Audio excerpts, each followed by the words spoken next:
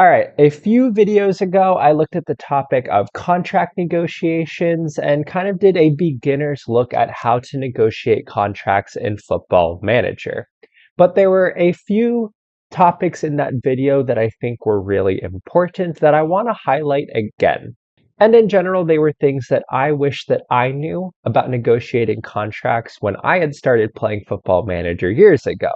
So this video is going to look at 5 tips for negotiating contracts in Football Manager, as these were the things that I wish I knew a lot earlier. So tip number 1 is pay attention to contract end dates. This is arguably the most important thing you can do, especially when you're not a highly reputable club.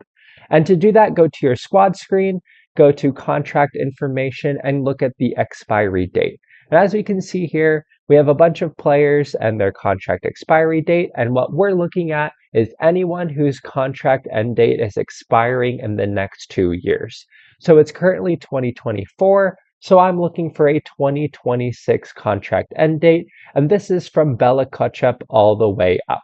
And the reason we're looking at a 2-year contract length is because 2 years is kind of that area now where you might not be able to keep the player. If they're a player who's really good, or they're young and their reputation is starting to surpass that of your club, or they have interest from the Man Uniteds, the Man Cities, the Real Madrids, the Barcelonas of the world, if they could put a bid in, or if they want to leave and you have less than 2 years left on the contract, they're probably going to end up either running out their contract, or you're going to have to sell them for a cut price deal because they're unhappy. Anything above 2 years, you can probably ride out the transfer interest and ride out the unhappiness to be able to keep them at the club. So a 3-year contract or more, you can pretty much feel comfortable in your kind of safety of having the player. Anything less than 2 years, though, all of that becomes very uncertain. So look and see, all right, who are the players whose contracts are expiring in less than 2 years or 2 years or less?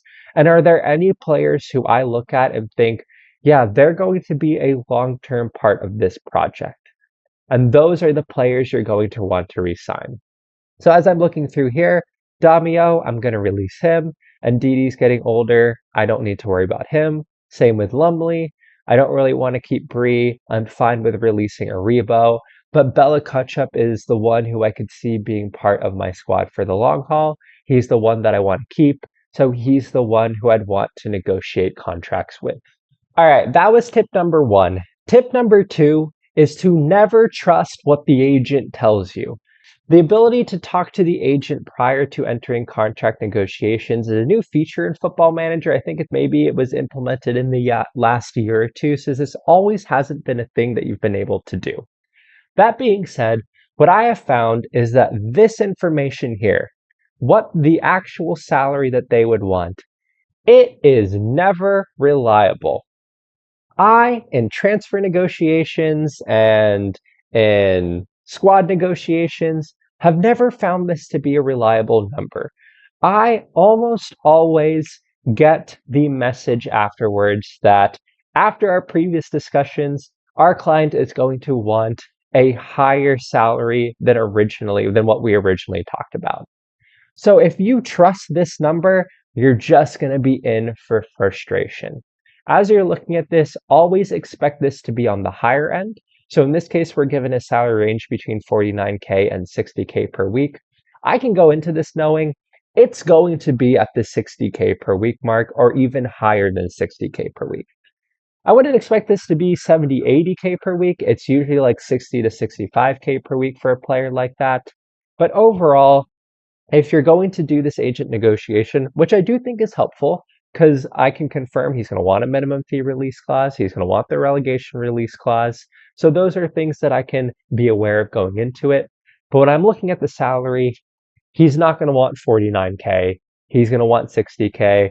Always take this with a grain of salt. Always overestimate what they're actually going to want. Otherwise, it's just going to be frustrating when you open up contract negotiations.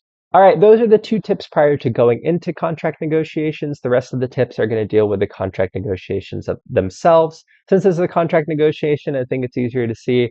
I'm going to take my face off the screen. And now moving into the contract itself, tip number 3 is that you can change the contract start date. And I wish desperately that this was something that I had known earlier. It does not need to start immediately. Bella Kotchup will be getting a pay raise. So if I'm tight on budgets and I don't want him to have the pay raise at this season because my budget doesn't allow for it, I can change the start date to the end of the season and it'll pretty much just apply to next season. This is so helpful, something that I wish I had known way earlier, because this would save me a lot of money. And it's just a great tool. I highly recommend, if you can, always get those contract end dates to start at the end of the season. It's going to keep them for a longer amount of time, and you can save money in the short term. The other thing I want to note, and I actually learned this from a comment on this YouTube channel, to shout out to the person who made that comment. But if you are a semi-professional club offering non-contracts, start all of them at the end of the season, because that will force teams, since they already have a contract accepted at a future date, teams can't just offer them a contract directly now. They will have to put in a bid for your players, a bid that you can reject. So for the security of your players for semi-professional clubs that you're offering non-contracts to, always do the end of season contract start date to hold your players. Tip number 4 is to include a relegation release clause valued at 0 to add value to the contract. Now, I would only do this if you are a club that is not worried about getting relegated. If you are not worried about getting relegated and you can afford a relegation release clause, it does add value to the contract. It can get a player to accept a slightly lower salary than they otherwise would. And this is value to a contract that otherwise wouldn't be there and that really has no harm to your club. You're not paying any money, and if you don't get relegated, you're not going to lose them for £0. So I recommend adding this in when you can, because it adds value to a contract and makes them more likely to accept it. And tip number 5 is, once you get the orange offer from the agent, this is your last opportunity to get a contract in. And if you're at a point here and you're at a significant standoff with the agent, you should make your next offer non-negotiable. This does not guarantee that they are going to accept the offer. However, it gives you a slightly higher chance, maybe a 5% more chance that they're going to accept the offer. And those are odds that you should actually take.